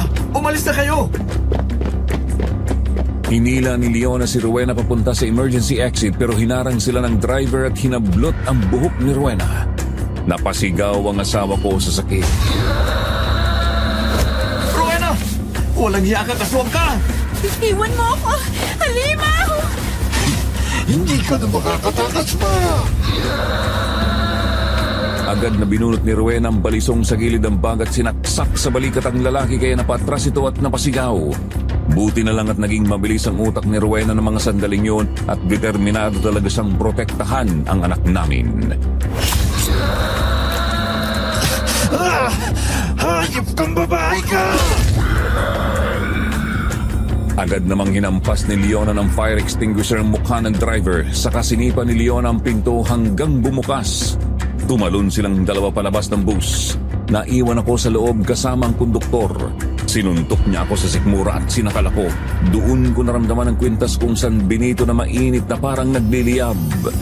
Nahawakan pala niya ito. Tinga sa'yong halimaw ka! Hayop na kwintas na yan! Dali-dali naman akong tumalon palabas ng bus pero biglang may humila sa balikat ko. Akala mo makakatakas ka? Wala bang nakakaligtas sa amin? Hayop mga aswang ka! Bitiwan mo ako! Hindi kita kaya makatakas dahil alam kong babalikan ka ng asawa mo! Kung niyo mga halimaw ka, hayaan mo na kami! Hindi naman nakakawang pakinggan. Siguro, mas mabuting maka na lang kita. Halos mabali ang buto ko sa lakas ng pagkakahawak niya sa akin. Malapit na niya akong kagatin nang biglang bumalik sina Rowena at Leona. Hindi nga nagkamali ang aswang sa sinabi niya kanina. Umalis ka dyan! Hayop ka! Bitiwan mo si Romel! Sinasabi ko na nga ba? Babalik ka! Sige! Bibitiwan ko siya kung sasama ka sa amin! Agad na kinalkal ni Rowena ang bag niya. Doon lang namin naalala may dala pala silang bawang at asin mula kay Manang Mirna. Sa sobrang kaba kanina nakalimutan nila ang tungkol doon. Etong napapagay sa'yo! Romel, tara na! Takbo! Salamat! Kung hindi kayo bumalik, Hindi ka namin iiwan, Romel. Hindi kita kayang iwan. Mamaya na yan! Bilisan na natin! Rowena! Romel! Sabay-sabay kaming tumakbo palayo sa bus. Nakita ko naman ang konduktor na lumabas ng bus at nagbago ang anyo. Agad namang kaming nakapasok sa kakahuyan. Wala na kaming ibang mapagtataguan kaya kahit madilim doon sa tinahak naming daan ay tiniis namin. Mabuti na lang at may sinag ng buwan na nagsilbing gabay sa dinadaan namin. Hingal na kami. Bigla namang napahinto si Rowena at napahawak sa tiyan niya. Rowena, kaya mo po ba? Oo, kaya ko pa. Medyo sumakitan ng hot and chan ko, pero huwag kang mag-alala. Kaya ko to. Dito muna tayo. Halika! Magtago tayo sa likod ng punong to. Sige, sige. Kumawa ka sa balikan ko, mahal. Aalalayan kita. Humawa ka din sa akin, Rowena. Agad naming inalalayan si Rowena at sumiksik kami sa likod ng malaking puno. Doon kinalkal ni Leona ang bag niya at kinuha ang asin. Sabuyan natin sarili natin, bilis! Bakit huli na natin naisip to? Kanina pa pala nasa bagang asin at bawang. Kasi siguro, blanco ng isip natin kanina sa pag-atake nila. Nadala tayo sa takot. Oo, Romel. Kahit anong paghahanda ang ginawa ko, nadala din ako sa takot. Parehas lang tayo. Pero ang mahalaga, nailigtas pa din natin ang mga sarili natin. Oo nga. Sige na. Ubusin na natin ang asin sa katawan natin. Teka, huwag kayong maingay. Naririnig niyo ba yun? Malapit na sila sa atin. Lumilipad sila. Rinig ko ang pagaspas ng pakpak nila. Hanggat maaari, huwag tayong gumawa ng ingay. Mga demonyo talaga mga aswang na yan. Shh! Dahan-dahan tayong sumiksik sa damuhan para hindi nila tayo makita. Gumapang kami papasok sa mahahabang damo. Halos hindi na iniisip kung may ahas ba roon. Ang mahalaga, hindi nila kami makita. Alalang-alala ako kay Rowena noon, kaya talagang todo ang pag-alalay na ginawa ko sa kanya. Siya ang pinupurterya ng mga walang hiyang aswang na yun, kaya sigurado akong hindi agad nila kami pakakawalan.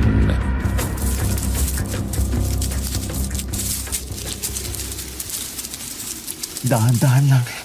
Nawawala na. Parang lumayo na ang kaluskos. Huwag muna tayong magpakakampante. Baka niloloko lang nila tayo. Magagaling pa namang magpanggap ang mga aswang na yan. Dito muna tayo. Hindi pa tayo pwedeng lumabas hanggat hindi sumisikat ang araw.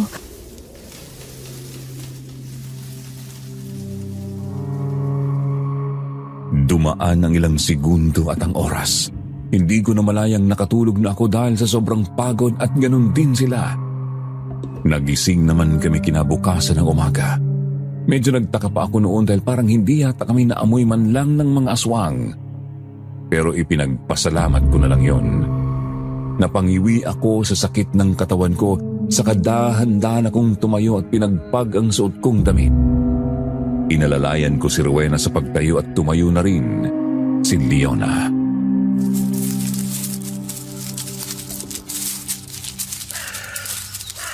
May kubo doon, oh. Pero parang nakakatakot. Baka aswang ang nakatira dyan. Mas mabuti huwag na tayong lumapit. Hindi natin malalaman kung hindi natin titingnan, Romel. Kailangan natin ng tulong. Baka mamaya, duguin na naman si Rowena sa sobrang pagod. Mahirap na magtiwala, Leona.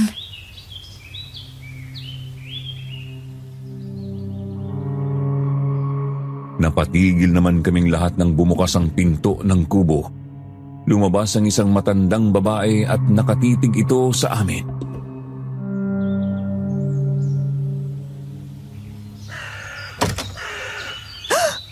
Aling Suzima? Kilala mo ang matandang yan? Oo. Siya si Aling Suzima. Ang veteranang albularya na hinahanap ko. Siyang sadya ko rito sa Capiz. Salamat sa Diyos at nakita natin siya agad. Hindi ko inaasahan na dito pala siya nakatira. Teka lang. Sigurado ka ba dyan, Leona? Oo, Romel. Sigurado ako. Siya ang pinakita sa akin ng tiyahin ko sa litrato. Dali, lapitan na natin. Sino kayo? Bakit kayo nasa harap ng bahay ko? Ang sungit naman yata niya, Leona. Ako po si Leona. Ito po si Rowena at ito si Romel. Nandito po kami para humingi ng tulong. Hindi po kayo masasamang tao. Paano ako nakasisiguro? Aling Suzima, kilala ko po kayo. Isa po kayo sa veteranang albularyo, kaya alam ko po na magaling din kayo na kumilatis ng tao. Sige na po, Aling Susima. Maniwala po kayo sa amin. Buntis po ako at meron po mga nilalang na humahabol sa amin. Sige. Pumasok kayo. Sa loob na tayo mag-usap.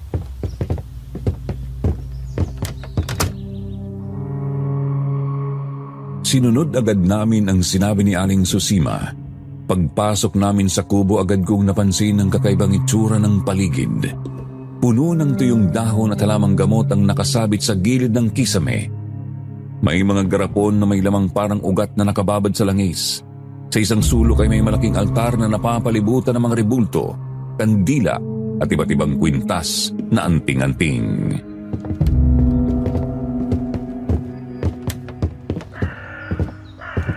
Tingnan mo, Romel. Ang laki ng altar niya. Ang dami pa niya mga kwintas. Parang kapareho ng binigay sa'yo ni Chungisko. Sana nga. Matulungan niya tayo, mahal. Tsaka pakiramdam ko naman. Ligtas tayo dito sa loob ng bahay niya. Hindi tayo naamoy ng mga aswang kagabi. Na makatulog tayo, malapit dito sa kubo. Sigurado ako, Romel. Ligtas tayo rito. Tingnan nyo naman, no? Napakadami niyang proteksyon at sa pagkakarinig ko, kinakatakutan din siya ng mga aswang. Kaya siguro umalis agad yung mga aswang na yun. Buti na lang talaga. Dito tayo napadpad.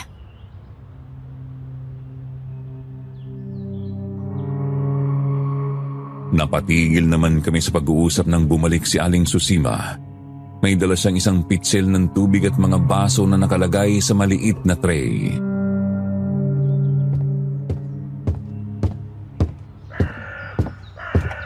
Uminom muna kayo ng tubig. Salamat po, Aling Susima. Walang anuman. O siya, sabihin niyo sa akin kung ano bang nangyari at kung bakit kayo napadpad rito. Ganito po kasi yun. Sige na Romel, sabihin mo na. Sigurado akong paniniwalaan tayo ni Aling Suzima at matutulungan niya tayo. Galing po kami ng Maynila. Papunta sana kami ng Capiz dahil may naghihintay na trabaho sa akin. Pero nagkamali kami ng barkong sinakyan namin. May mga aswang po roon. Naloko pala kayo ng mga aswang. Pero bilib ako sa inyo. Nakatakas pa kayo kahit na mas malakas sila kaysa sa ordinaryong tao. Hindi rin namin inaasahan na makakaligtas po kami. Hindi lang sa barko. Nagpanggap din silang konduktor at driver ng bus na sinakyan namin. Hindi nila kami binitiwan. Lalo na ako. Dahil buntis ako, hindi nila kami tinigilan. Kung hindi kami nakatakbot nakapagtago rito, patay na sana ako pati ang anak ko. Hindi na bago sa akin ang ganyang kwento. Ang mga aswang, hindi sila titigil kapag may napili silang biktima. Lalo na kung buntis. Ang dugo ng batang nasa sinapupunan pa ng kanyang ina ang pinakamasustansya para sa kanila. Kaya kahit saan kayo magtago, susundan nila kayo. Kaya pala hindi sila tumitigil. Mabuti na lang at nakarating kayo rito. Nasa ilalim na kayo ng protection ko. Ang kubo kong ito, pati na rin ang paligid. Hindi basta-basta napapasok ng masasamang elemento, lalo na ng mga aswang. Nakita ko nga po. Ang dami niyong mga anting-anting sa altar niyo. Matagal na po ba kayong albularya? Iho, bago pa ipinanganak ang mga magulang mo, albularya na ako. At alam ko rin kung paano pumatay ng aswang. Marami na ako nakasagupa pero wala ni isa sa kanila ang nagtagumpay laban sa akin. Kung ganun, Aling Susima, tulungan niyo po kami makarating sa bayan ng Capiz. Parte na ito ng Capiz, iha. Pero kung gusto niyong makarating sa bayan, kailangan niyong bumaba ng bundok at sumakay ng tricycle. Pero Aling Susima, nabiktima na rin po kami ng tricycle. Yung driver ang nagdala sa amin sa bus ng mag-amang aswang na yun eh. Huwag kayong mag-alala. Bibigyan ko kayo ng langis para malaman ninyo kung mapagkakatiwalaan ba ang taong nakaharap ninyo. Paano po kung ihatid niyo na lang po kami sa sakayan? Hindi ko pwedeng iwanan ang bahay ko. Pasensya na, iho. At saka, masakit na itong tuhod ko. Malayo ang bayan mula rito. Ang taging maitutulong ko ay magbigay ng panangga sa inyo at patulungin kayo dito. Sige po Aling Susima. Bigyan niyo na lang po kami ng magagamit na panlaban. Lalo na para kay Rowena. Oo. Huwag kayong mag-alala. Aling Suzima, ang totoo po niyan kaya po ako pumunta sa Capiz ay para puntahan po kayo. Pwede niyo rin po ba akong tulungan sa problema ko? Paano ba kita matutulungan, iha? Mahigit 1 buwan na pong nasa ospital ang nanay ko. Hanggang ngayon, hindi pa rin siya gumagaling. Nagkitiis siya sa sakit pero hindi matukoy ng kahit sinong doktor ang sakit niya. May nagsabi po sa akin na kayo lang ang makakapagpagaling sa kanya. Teka, titignan ko. Sige po. Alam mo ba kung sino ang nakaalitan ng nanay mo bago siya nagkasakit? Si Aling Ruth. Ang chismosa naming kapitbahay. Nagkainitan po sila sa palengke. Nako, hindi normal na sakit ang dumapo sa nanay mo. Kinulam siya ng sinasabi mong babae. Hindi lahat ng karamdaman ay galing sa katawan. Minsan, dala yun ng inggit at galit ng kapwa. So, tama po ako? Wala talagang sakit ang nanay ko? Kinulam lang po siya? Oo, iha. Ay, teka lang at may kukunin ako.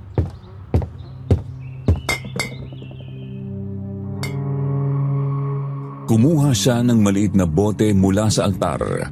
May lamang kulay abo at matapang ang amoy. Inabot niya yun kay Leona.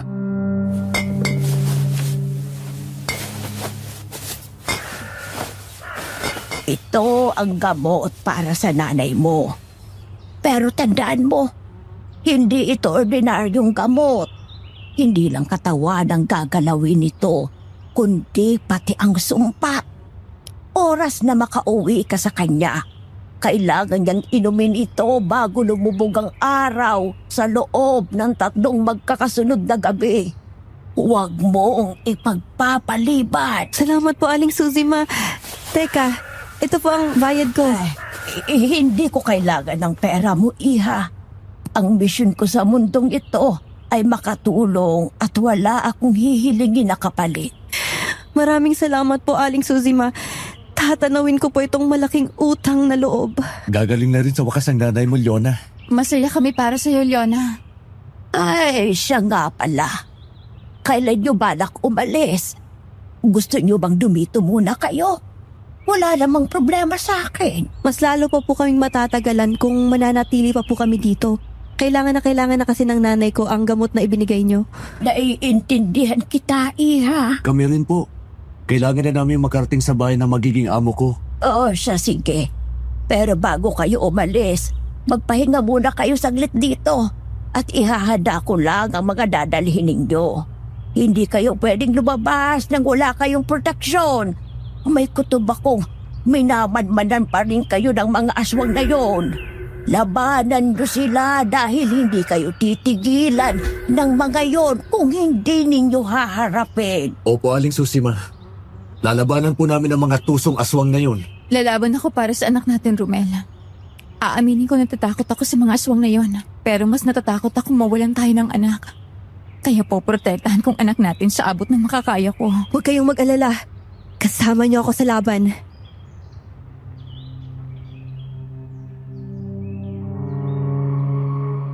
Maya-maya pa dahil sa sobrang pagod, hindi ko namalayan na nakatulog ako sa upuang kawayan habang nakasandal. Pagdilat ng mata ko, naamoy ko agad ang pagkain. Gising na rin sina Leona at Rowena. Pagtingin ko sa malaking orasan sa pader, 4:00 na pala. Napahaba yata ang tulog ko.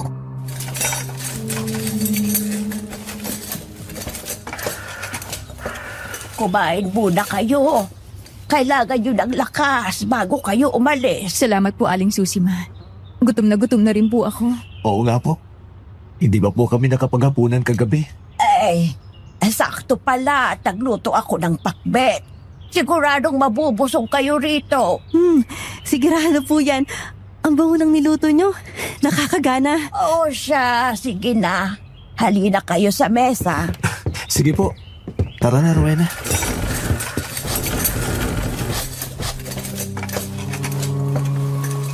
Naglakad kami papunta sa mesa.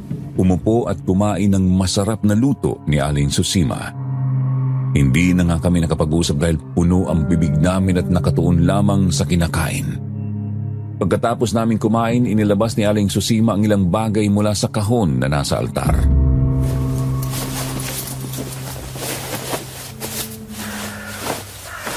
Eto, 3 buntot ng pagi. Gamitin nyo kung mapapalaban kayo sa mga aswang. Kapag tinamaan sila nito, para silang sinusunog. Mahapdi at hindi agad naghihilom ang sugat. Grabe. Ngayon lang ako nakakita ng ganito. Sigurado po ba talaga kayong makakatulong niya? Oo, iha. Subok na ito mula pa sa mga ninuno ko. Kahit ang pinakamalakas na aswang ay iilag sa bagay na to. Maniwala ka kay Aling Suzy, ma. Veterana na siya sa mga ganyan. Rowena, para sa'yo naman to. Kwintas na gawa sa pulang tela na may orasyon. Kapag dumikit ang aswang sa balat mo, mapapaso sila. Talaga po? So, ibig sabihin, hindi na nila kami masasaktan ng anak ko? Hindi ka nila mahahawakan ng basta na lang. Wala silang ibang gagamitin na sandata laban sa'yo, tulad ng kutsilyo o itak. Wala naman po kami nakitang dala nila. Mas mabuti yon para kapag nakasalubong nyo sila, mas madali na lang para sa inyo na patayin ang mga halimaw. Salamat po rito, Aling Susima. Walang anuman, Rowena. Basta't ingatan mo yan, ha? Opo, iingatan ko po ito. Leona, eto ang langis. Kapag sinaboy sa mata ng aswang yan, mabubulag sila. May orasyon din ito. Salamat po, Aling Susima. Romel, hindi na kita bibigyan dahil may kwintas ka na ng San Benito. Sapat na yan para protektahan ka. Basta't magtiwala ka lang. Walang magiging bisa yan kung mahina ang paniniwala mo. Yun ang dahilan kaya nagawa ka pa nilang lapitan noong una. Bigay po ito ng tiyo ko. At tama po kayo. Kasi nung nahawakan ito ng aswang, napaso siya na para bang nasusunog. Epektibo talaga yan. Basta't maniwala ka lang. Opo, Aling Susima. Maraming salamat po talaga sa tulong nyo. Mas kampante na kami ngayon na hindi na basta-basta masasaktan ng mga aswang na yun. Walang anuman. Lumapit muna kayo at babasbasan ko kayo.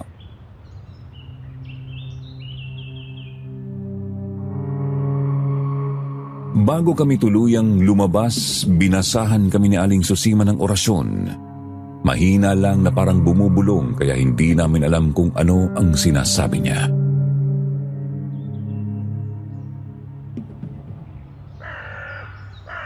Gagabayan kayo ng ating Diyos. Aling Susima, nakalimutan po namin itanong kung saan po ang daan palabas rito. Papunta sa bayan. Kung babalik pa kasi kami sa dinaanan namin, baka wala rin kaming mahanap na tricycle. Nakikita niyo bang malaking puno na yon? Diretso lang kayo sa likuran nun. Maglakad kayo hanggang makarating kayo sa maliit na eskinita na pinalilibutan ng mga mahahabang damo sa gilid. Paglabas niyo roon, maraming kabahayan na makikita ninyo at may tricycle na nakatambay lang. Pero may kalayuan lang talaga. Gaano po kalayo? Mahigit 5 kilometro. Ang layo pala talaga, no? Wala na po bang iba? Wala na, iha. Sige po. Mukhang kailangan na talaga naming umalis ngayon para hindi kami gabihin sa daan. Sige na, mga anak. Mag-iingat kayo.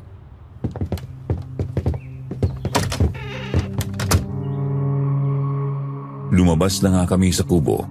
Habang lumalakad kami palayo, ramdam ko na mas buo na ang loob ko. Kampante ako sa bitbit naming proteksyon at panlaban kung sakaling sasalakay na naman ang mga aswang sa amin.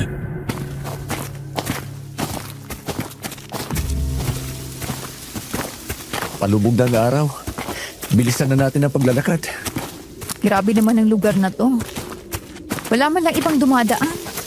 Paano kaya kung magka-emergency si Aling Susima? Paano siya nakakatira sa lugar ng ganito? Ay, siguro, nasanay na siya rito. Tsaka may mga kamag-anak naman siguro siya sa bayan.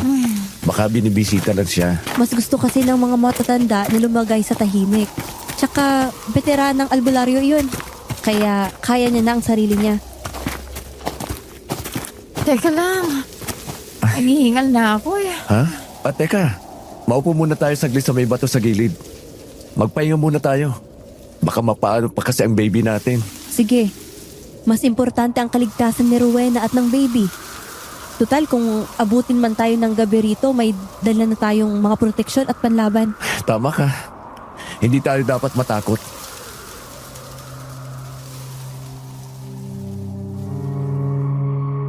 Pagkatapos naming magpahinga sandali, naglakad na kami ulit hanggang sa naabutan na nga kami ng paglubog ng araw.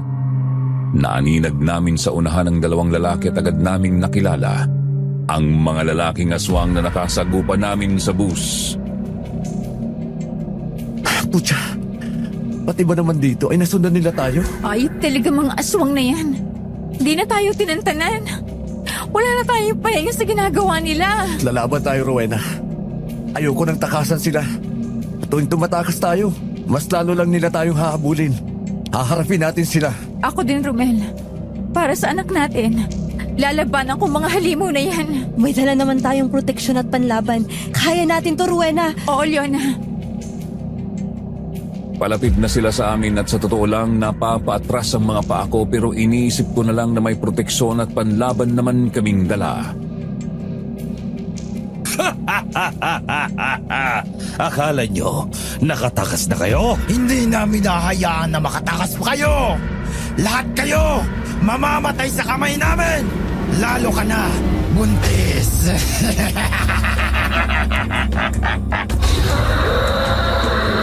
Nagpalit sila ng anyo, mga halimaw na parang gutom na hayop. Mahigpit kong hinawakan ang buntot ng pagi. Inihahanda ang sarili para sa pag-atake nila. Anak, huwag ka mag-alala. Ililigtas ka ni Mama. Kailangan nating gamitin ang lahat ng proteksyon. Oo, Romel. Ngayon pa ba tayo aatras? Na may dala na tayong proteksyon at panlaban? Tama ka, Leona. Pagbabayarin natin sila sa ginawa nilang pangluloko sa atin. Isa silang malaking perwisyo. Amor, sugurin na natin sila!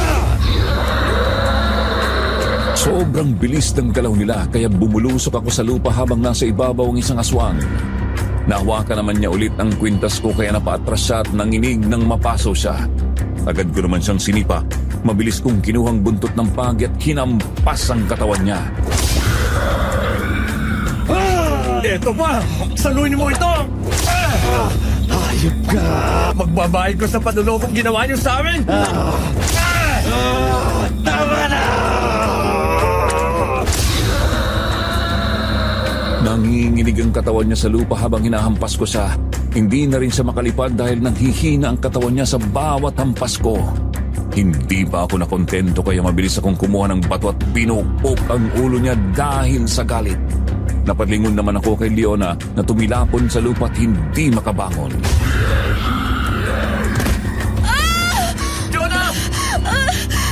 Romeo!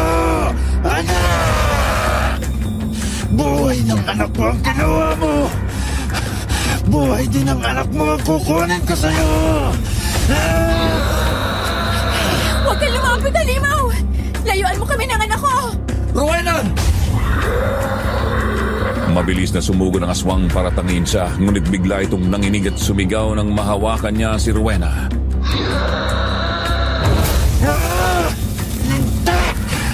Bakit ako napasok? Hindi mo ako mahahawakan, aswang! Hindi! Hindi pwede!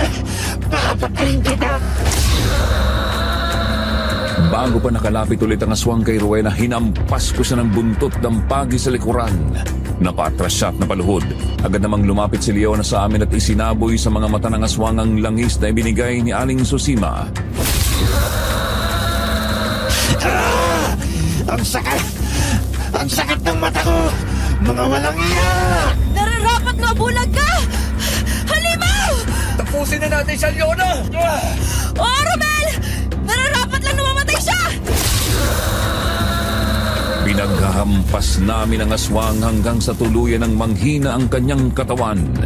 Kumuha naman ako ng bato sa gilid at pinupok ko sa ulo niya hanggang sa nangisay at nawalan ng buhay.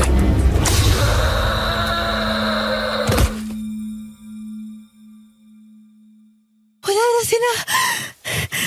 Nagtagumpay tayo. Oo nga. Nakakapagod. Mahal,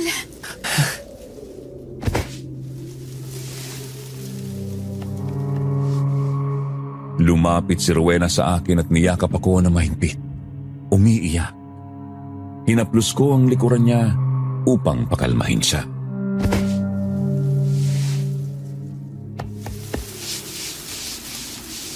Rowena, mahal ko, Tana. Masama sa baby natin ang pag-iyak mo. okay lang, mahal. Masaya lang ako. Salamat sa Diyos, ligtas na tayo. Salamat din kay Aling Susima. Kasi malaking tulong talaga ang ibinigay niya sa atin. Salamat din sa iyo, Leona, sa pagsama mo sa amin. Kahit na nakuha mo na ang gusto mo. Pero andito ka pa rin. Nadamay ka lang naman sa amin. Malamang, pareho lang tayo ng daan, Romel. Pero seryoso, kaibigan ko na kayo. Hindi na para iwanan ko pa kayo. Masaya kami na nakilala ka namin. Masaya kami nakakilala kami ng isang kagaya mo, Leona. Isang totoong kaibigan. Masaya din ako na nakilala ko kayo. O siya, mabuti pa't magpahinga muna tayo saglit.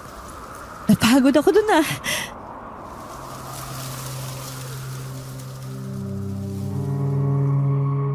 Nagpahinga muna kami saglit dahil hingal na hingal kami. Tsaka kami muling naglakad. Pagdating namin sa bayan, sobrang pagod na namin pero ramdam ko ang ginhawa. Malapit na ang umaga, kaya pumunta muna kami sa maliit na tindahan para umupo at magpahinga.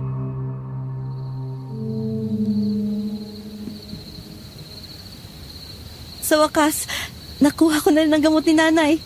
Makakauwi na ako sa amin. Gagaling na rin siya. Masaya kami para sa iyo, Leona. Hagad namin na gumaling ka agad ang nanay mo. Napakabuti mong anak. Kaya sigurado kami na pagagalingin ng Diyos ang nanay mo. Sana nga, Romel. Kayo, ano bang mga plano nyo? Hindi ko pa alam, Leona. Hindi kasi ako sigurado kung maabutan ko pa ang trabaho na naghihintay sa akin dito sa Capiz. Tsaka hindi na ako komportable dito sa lugar na ito. Ayoko nang maulit pa ang nangyari. Eh di, umuwi na lang kayo. Bumalik kayo sa lugar nyo. Doon, mas safe kayo kasi may pamilya kayo at kakilala. Pero hindi magkakasya ang pera namin para sa pamasahe sa barko. Sakto lang ang dala namin. Kasi akala namin, makakapagsimula ulit ako ng trabaho dito. Pera lang pala ang problema nyo eh. Huwag kayong mag-alala. Matutulungan ko kayo sa bagay na yan. Oh, talaga? Naku, wag na. Nakakaya na ba sa'yo? Sus! Para namang wala tayong pinagdaanan. Magkakaibigan na tayo. Kaya hayaan yung tulungan ko kayo. Salamat, Leona, ha? Ang bait mo talaga. Sus! Maliit na bagay lang. Sumabay na kayo sa akin. Mag-eroplano tayo pa uwi ng Maynila. Ha? Eroplano? Naku, Leona. Ang mahal ng ticket sa eroplano. Ayos lang yun. Para sigurado tayong hindi na tayo magkakamali ng barko na nasasakyan. Tsaka, may pera naman ako. Pera? Siguro mayaman kayo, no? Sasakay lang ng eroplano? Mayaman na? Oo naman. Kamahal-mahal kayo ng ticket sa eroplano. Kaya nga, pinili na lang namin na magbarko eh. Hindi kami mayaman. May pera lang talaga akong nakalaan para sa pagpapagamot ng nanay ko. Nakuha ko ang perang ito sa insurance mula sa cooperative bank ng nanay ko. Hindi ko naman nagalaw ito kaya itutulong ko na lang sa inyo. Ang bait mo naman sa amin, Leona. Hulog ka talaga ng langit. Sus, nabola ka pa. Basta ako na ang bahala. Tsaka pagkarating natin sa Maynila, bibigyan ko kayo ng pera para panimula ng panegosyo. Para hindi mo na kailangan pa magtrabaho sa malayo. Talaga? Seryoso ka ba dyan? Mukha ba akong nagbibiro, Romel? Wag na. Sobra-sobra na ang tulong mo sa amin. Hindi ko yan matatanggap. Ako, Romel, hindi ka kayang bahayin ng pride mo. Sige na, tanggapin nyo na ang tulong ko. Hindi rin naman yun ganun kalaki. Sapat lang yun para mabuhay kayo ng maayos, pati ang magiging anak nyo. Isipin nyo na lang na ibinigay ko ito para kay baby. Para mabigyan nyo siya ng magandang kinabukasan. Romel, eto na yung pagkakataon natin. Tanggapin mo na. Gagamitin naman natin sa tama ang pera. Isipin mo kinabukasan ng anak natin. Isa pa, pwede nating ibalik kay Leon ang pera kapag kumita na tayo ng maganda. Oo nga, Romel. Tamang-tamang sinabi ni Rowena. Maging praktikal ka. Maganda naman ang trabaho ko. Hindi ko na kailangan ang sobra-sobrang pera. Lalo na at sigurado akong gagaling ang nanay ko. Hindi ko akalain na ganyan kakabait, Leona. Nakakayaman tanggapin. Pero sige, para sa anak ko. Para mabigyan namin siya ng magandang bukas. At mapatunayan ko sa mga magulang ni Rowena na karapat dapat ako sa anak nila.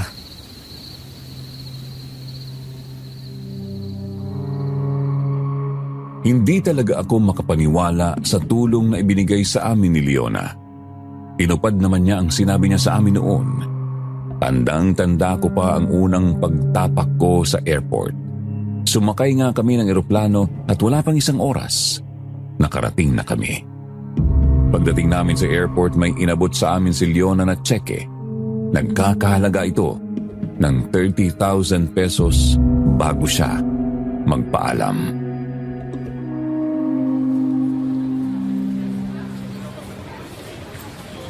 Hanggang sa muli nating pagkikita, Romel at Rowena. Mag-iingat kayo ha. Good luck sa business nyo. Maraming salamat, Leona. Hindi ka namin malilimutan. Mag-iingat ka, Leona.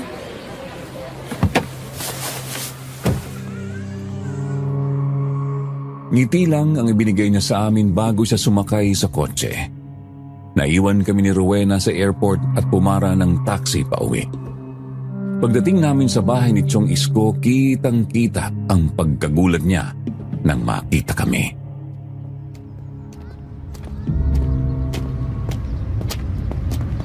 Romel! Rowena! Kami nga po, Chong. Teka, namabalik mo talang ba ako? Totoong nandito po kami, Chong. Napagdesisyonan po kasi namin na huwag nang umalis at dito na lang sa atin. Aba, magsabi ka nga ng totoo, Romel. May nangyari ba sa inyo sa Capiz? Mahabang kwento po, Chong. Diyos ko, sinasabi ko na nga ba? Halika, mapo muna kayo dito. Kukuha muna ako ng tubig. Sabihin mo sa akin kung ano ang nangyari sa inyo, ha? Wala akong pakialam kahit gaano pa kahaba ang kwentong yan.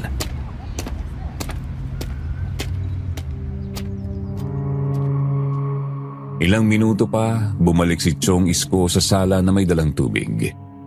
Ikinuwento na nga namin sa kanyang lahat ng nangyari at humingi kami ng paumanhin dahil hindi namin nasunod ang bilin niya.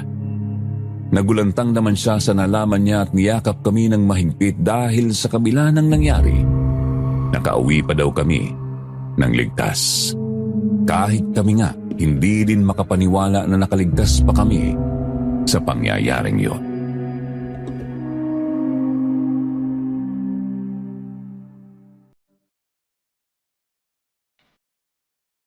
Paglipas ng ilang araw, unti-unti naming kinalimutan ng masamang karanasan na yun.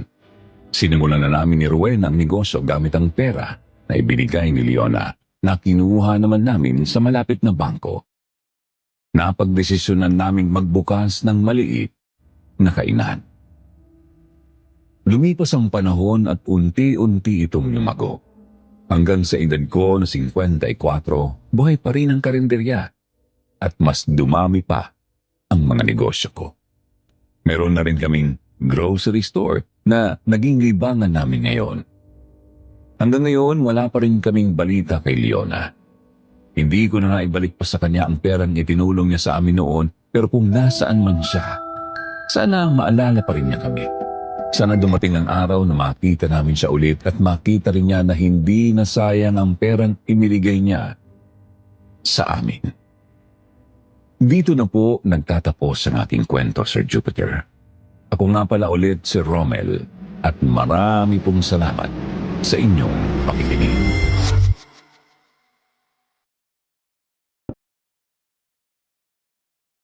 Hello po, listeners. Natapos na ang kwento ni Romel. Nag-enjoy ba kayo? Grabe, no? Mixed emotions ang naramdaman ko sa kwentong to. Maraming salamat pala, Romel, sa pagbabahagi ng iyong kwento. Ang intense ng nangyari sa inyo. Minsan talaga, dahil po sa kakapusan sa pera, napipilitan tayong gawin ang mga bagay na hindi natin akalaing pwede natin ikapahamak. Aminin ko noong una, nainis ako kay Rowena. Tigas kasi ng ulo, no? Madaling matakot at mareklamo. Pero nang muntik na siyang makunan, doon ko nakita ang pagbabago niya. Lumabas ang pagiging isang mabuti niyang ina. Natuto siyang maging alerto, maingat at handang lumaban para protektahan ang anak niya. Ang kwento pong ito ay nagpapakita na handang gawin ng isang ina ang lahat para sa anak, kahit paharapin at labanan ng kanyang mga kinatatakutan. Tumagos naman sa puso ko ang sinabi ni Leona na mas mahalaga ang kalusugan at kapakanan ng pamilya kaysa sa maraming pera. Bilib din ako sa pagmamahal niya sa nanay na kahit sa malayo handang gumastos at dumayo para gumaling lang ang nanay niya. Para sa lahat ng nakikinig, ang mapapayo ko lang, trust your instinct. Kapag nagdadalawang isip kang pumunta sa isang lugar, ay sus, huwag ka nang tumuloy pa. Huwag mong isakripisyo ang buhay mo para lang sa pera. Isa pa pong napagtanto ko, ang mga nagmamadali at di marunong maghintay, madalas nadidisgrasya at paulit-ulit na nagkakamali sa buhay. Kaya sana magsilbing aral sa ating lahat ang kwentong ito. Ito pong muli ang inyong lingkod, Jupiter Torres. Hanggang sa muli po, mga katakip silim. Maraming salamat sa inyong lahat.